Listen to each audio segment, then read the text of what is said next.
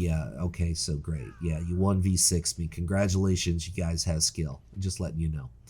Climbing up the charts in damage and kills. I know that really bothers me. This is going to keep me up at night. One night of less sleep as a result of dying in a VG. You think I'm joking, but the reality is I'm not. I don't like dying in Battlegrounds.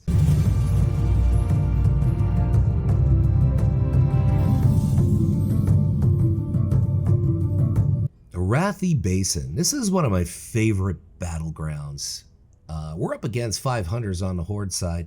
One thing I've been noticing on the Horde side, a lot of Tichondria's pre-mades, which is a byproduct of the fact that the Horde have to wait 7 hours in order to get into a BG. Blizzard, I'm not even going to complain about it. I'm not even going to tell them to fix it because this faction imbalance is just an ongoing thing. And Blizzard says it's a player thing, but they certainly can. They can't fix it, but they can make it better. So that is a fact. So I toss up the flare about a total zip code away from me, and the rogue is right on top of me. And he's got guts, man. This guy's popping a smoke bomb, and he's just basically playing for a couple of seconds here, keep us from capping, because we're eventually going to cap, because just simply put, we have him outnumbered. There's a rogue back on me. I don't understand it. Every time I get to a node, they always come after me. I don't know why. You know, you could think maybe it's because Luxley's famous. No, I'm not famous at all. They have no idea who I am, and they probably think I suck anyway. So the bottom line is, yeah, that's it. Thanks for playing, Mr. Rogue. So it looks like we're going to get the mines here. The Alliance usually get the mines. We usually get the mines, especially because the Horde go lumber mill, and so does Alliance, and usually the mines is for taking. The whole theory here, and I don't understand why people play things different, is go where they're not. That's the whole thing. Go where they're not. That's what you do in BGs. You go where they're not. But some people, they just like saying, ooh, yeah, I think I can 1v5 this, or I think I can 2v12 this. And no, I got news for you. You can't. Of course, sometimes you got to force the issue, but early in the game, no, you never have to force the issue. So now I'm heading over to stables. I'm looking for action because I'm looking to rack up some kills here, and I found action, of course, at stables. The Horde trying to take it. There's a regrowth druid over there that is a healer, so therefore I should probably target him, but I want to take out the hunter as fast as I can, and yeah, I can. So now the healer's going to go down pretty quick, or at least try to run away, some sort of effect. Yes, bear form, you anticipate that, but soon it's going to be, thanks for playing, dude. It's way early in a match to start predicting things. Yeah, you always got that guy in chat who's like, oh, you know, in 12 minutes and 45 seconds, the Alliance win. You know, just stop. Just stop. That never really amounts to anything except maybe towards the end. But yeah, we're at Lumber Mill. Now it's interesting here because I'm not spec'd for the explosive trap, which is something that was pretty much a default because I find it not useful, but amusing as all hell. And certainly it's amusing while you're up here at Lumber Mill. But the reality is that I'm getting a lot of use at a sniper shot. It's just too much fun. Too much fun sniper shot. So I have to go with that. Now we're going to take out the shaman, or that's at least the intent. And is he going to go? Is he going to go? Almost. Yeah, he's gone. Thanks for playing. So now we're going to get Lumber Mill. But first, we have to shoot the druid. All right, we got a. Notice I was going to say it's a rogue. No, it's not a rogue. It's a hunter. And the shaman rebirths, and he's going to heal himself in 1v6 Lumber Mill. You see, those kind of fights are kind of worth it, especially if you already have the node, because you're ticking, you're getting points. So the difference there is how long you're going to survive and how many points you can get as long as you survive and keep the Alliance from taking the node. So in that case, going up against the odds is certainly going to work, and it's going to put some extra points on the back end in the game. That's the way it works, folks. So there's a hunter. It's interesting. As a warlock, I have the utmost fear for hunters. As a hunter, I don't have fear of warlocks, and I certainly don't have any fear of other hunters. It's just kind of interesting how that works. There's BM Hunter, and I'm not even concerned. I just know he can fire his Cobra shot all day, and my aim shots and my sniper shot is certainly going to do a lot more damage. So blow for blow, I'm doing more damage than he is. Of course, if everything is equally geared. If he's got me out geared, that's a totally different story. So here again, this is probably not a good allocation of resources here on the hunter's side.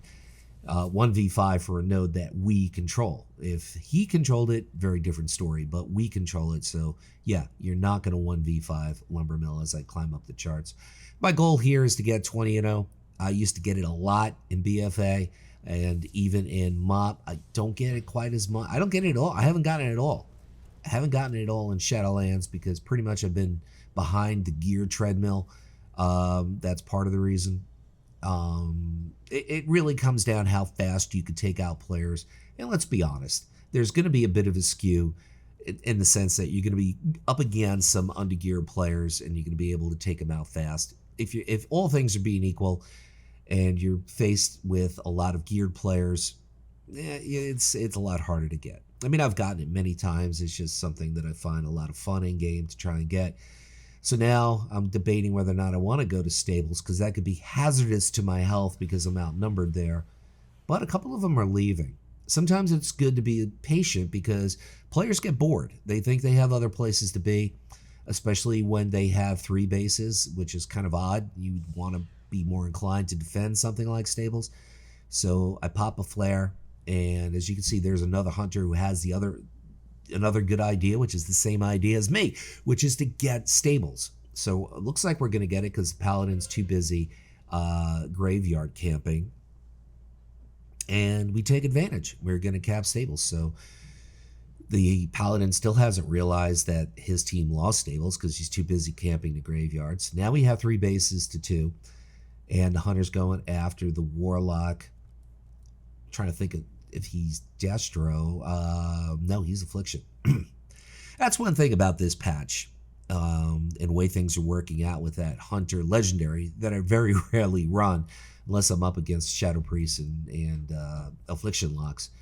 For one Affliction Lock, I'm certainly not taking the Feigned Death Lego, but it basically renders Shadow Priests and Affliction Warlocks useless, even to some extent Ferals, because you can drop those.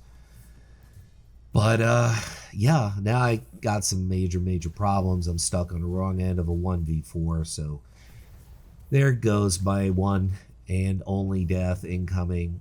Turtling. They still haven't gone for the base. They're too busy trying to take me out, which I don't think it's going to take 4 of them to do. I mean, this Paladin alone could probably do it.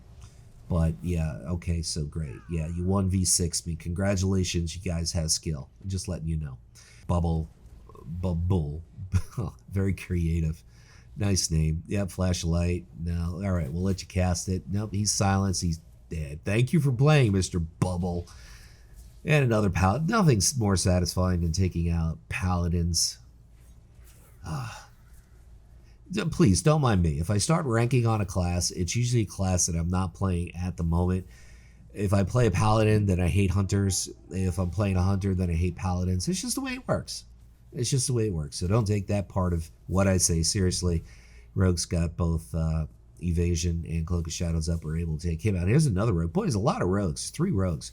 Or actually 2 rogues, but there's 5 hunters. I don't know if you guys have noticed this, but there's no warrior in this BG. This is the first BG that I'm in, and I think I counted to about 197 BGs in a row with a Horde warrior. This is like the first one to break that streak. So now I'm counting number of hunters in any given BG, because hunters, reality is they're overpowered right now, especially marksmen. Now, marksman's survival is the absolute worst in the game. They have the worst survivability in the game of all the DPS classes. They don't have a passive heal, or at least a passive heal that's not a conduit that everybody has. They don't have a passive heal. They have Exhilaration on a 2-minute cooldown. They have Turtle on a 3-minute cooldown. And it only mitigates a small amount of damage. I think it's 30%. Yeah, you got the 20% damage mitigator also. That's if you're playing that pet. But the reality is that's also a 3-minute cooldown. So as far as defenses, as well as your healing goes as DPS, MM Hunters are the absolute worst. As far as damage, probably arguably the best. Just massive, massive damage, especially if you're taking sniper shot. You're taking out 20% of their health. It's on a short cooldown, and it increases your range, which also, in some indirect way, affects your health in a positive way because you can fight from a greater range, that meaning that somebody can't use a gap closer to get to you, and you're much more readily available and readily able to use binding shot from a greater distance, scatter shot from a greater distance, traps from a greater distance. So I'm a big fan of sniper shot, and it comes at the cost of not taking explosive trap, but that's a swap off I'm going to take most of the time. The only BG where I'm probably going to take explosive trap is Eye of the Storm, just because it's fun to watch everybody in mid. And that's where I'm going. I'm going in mid. I'm not going to stand there and defend and guard bases. Yeah, in an RBG, and I'll do that with a team environment. I'll do that. But when I'm off doing freelancing stuff here, no, I'm not guarding bases. Sorry, folks. I'm not doing it. It's a waste of resources as far as I'm concerned. And, sometimes I have these macros, which I'm going to make a video on, to call inks on bases. You just press the macro and have one for every BG that requires that. And yeah, sometimes people show up.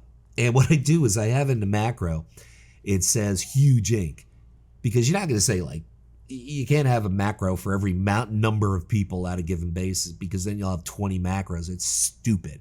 So the bottom line is I just have one macro, huge ink. I'm not going to say ink because no one's going to show up if you say ink. But if you say huge ink, they're going to show up. And what cracks me up, and you guys have seen this, especially if you've done a lot of BGs, even a couple of BGs, eventually people will call that the base is taken after it's taken, or they call for it to be taken 1 or 2 seconds later. So you hear that, the BG sound that the Horde got a base or whatever it is. And then all of a sudden you get somebody in chat saying, mines, lumber mill, stables, blacksmith, after the base is already taken in. It's just so stupid. 2 tips here. 1, you don't want to 1v5 a base that you don't have. It makes no sense. Absolutely no sense. You want to do it to defend a base, yes. But other than that, no. Because you want to have the points ticking in your favor. The longer you stay alive, the more points you can put on the scoreboard. The second tip is